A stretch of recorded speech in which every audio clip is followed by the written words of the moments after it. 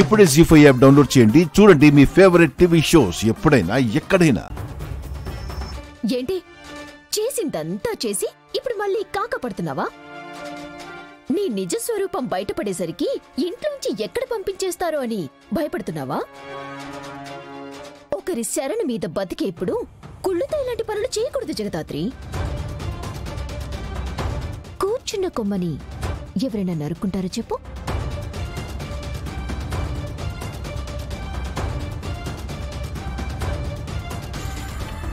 ఇప్పుడు చెప్పండి వదినా, జగదాత్రి చేసిన తప్పుకి శిక్ష ఏంటి? తప్పు చేసి శిక్ష వేయమని చెప్పే అధికారం నీకు లేదు నిషిక. ఈయనేంటి నా మీద అరుస్తూ వచ్చాడు? కొంపతీసి నేను కానీ న్యూస్ పేపర్ తీయడం చూసేసాడా ఏంటి? నీ సంతోషం ఆవిరయ్యేలాగా మంట నేను పెడతాను.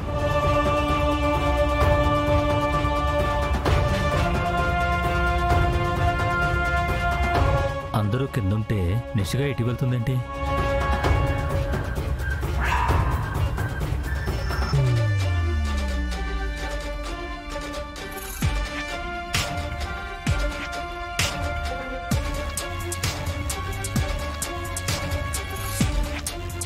వెతికి మరి అంత పాత పేపర్ని నిషిక ఎందుకు తీసుకెళ్తుంది?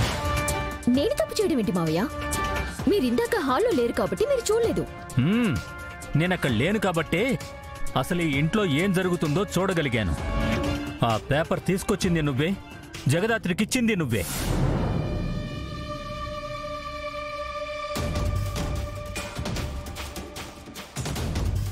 ఏయ్, ఈ పేపర్ తీసుకెళ్లి ఆ టేబుల్ మీద పెట్టు. చెప్పిన పని చేయి.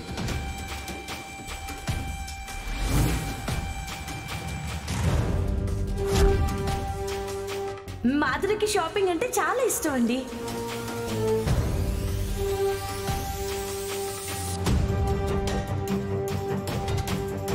ఏంటి బాబాయ్ మీరు చెప్తుంది నిజమా? మావయ్య, మీరు నన్ను చాలా తప్పుగా అర్థం చేసుకుంటున్నారు. అసలు ఆ న్యూస్ పేపర్ నేనెందుకు వాళ్ళకంట పడాలి అనుకుంటాను? మాధురి పెళ్లిని నేనెందుకు చెడగొట్టాలనుకుంటాను? అదే మాకు అర్థం కావడం లేదమ్మా.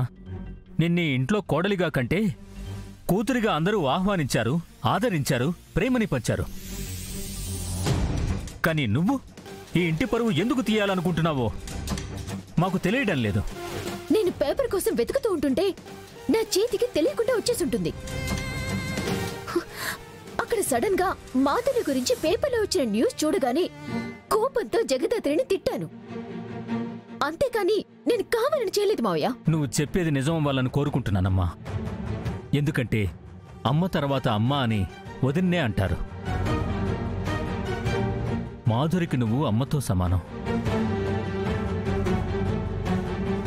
నువ్వు మంచి చేయకపోయినా పర్వాలేదు, కానీ కీడు మాత్రం తలపెట్టుకో.